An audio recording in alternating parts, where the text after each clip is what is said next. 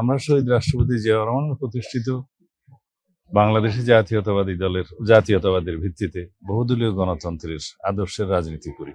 এদেশের সমস্ত মানুষের মধ্যে ঐক্য সৃষ্টি করে ঐক্যবদ্ধভাবে এই জাতির সমৃদ্ধির জন্য এগিয়ে যাই। এই শিক্ষা আমরা শহীদ রাষ্ট্রপতি জিয়াউর রহমানের কাছ থেকে পেয়েছি এবং আমাদের দলের আদর্শ উদ্দেশ্য তাই।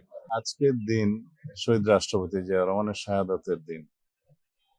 বাংলাদেশ জাতীয়তাবাদী দল এবং এদেশের গণমানুষের জন্য আজকে একটা দুঃখ ভারাক্রান্ত দিন, স্মৃতিময় দিন। বাংলাদেশের স্বাধীনতা, সার্বভৌমত্ব এবং গণতন্ত্রের ঠিকানা হচ্ছে এই পার্লামেন্ট, শহীদ রাষ্ট্রপতি জিয়াউর রহমান এবং দেশনেত্রী বেগম খালেদা জিয়ার এই সমাধি। আমরা এখানে আসি জাতীয় ঐক্যের প্রতীক হিসেবে শহীদ রাষ্ট্রপতি জিয়াউর রহমান এবং দেশনেত্রী বেগম খালেদা জিয়া যে নেতৃত্ব দিয়ে গেছেন জাতীয় ঐক্যের জন্য, সমৃদ্ধির জন্য, অগ্রগতির জন্য, গণতন্ত্রায়নের জন্য, সেটাকে স্মরণ করার জন্য। এবং প্রতি বছরই বারে বারে এই দিবসটি আসে। আমরা এই শোককে শক্তিতে পরিণত করেছি।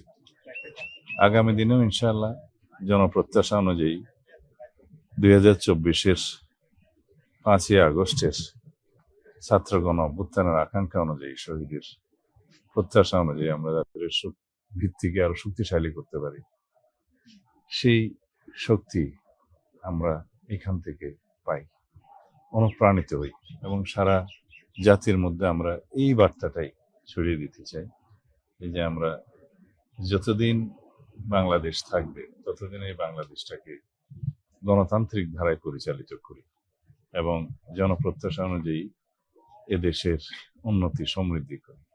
আর স্বাধীনতা সার্বভৌমত্বের অতন্দ্র প্রহরী হিসাবে শহীদ রাষ্ট্রপতি জিয়াউর রহমানই এই বাংলাদেশে প্রথম থেকে শেষ পর্যন্ত ভূমিকা রেখে গেছেন।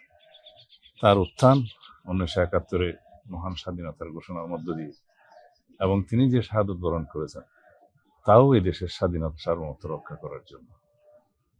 সুতরাং আমরা এই দিনে সবসময় শহীদ রাষ্ট্রপতি জিয়াউর রহমান এবং তার পাশে শায়িত গণতন্ত্রের মা, এদেশে গণতন্ত্রের জন্য সবচেয়ে বেশি লড়াই সংগ্রাম এবং ত্যাগ স্বীকারকারী নেত্রী দেশনেত্রী বেগম খালেদা জিয়ার পাশে এসে আমরা দোয়া করি বাংলাদেশের জন্য এবং আমরা অনুপ্রাণিত হই।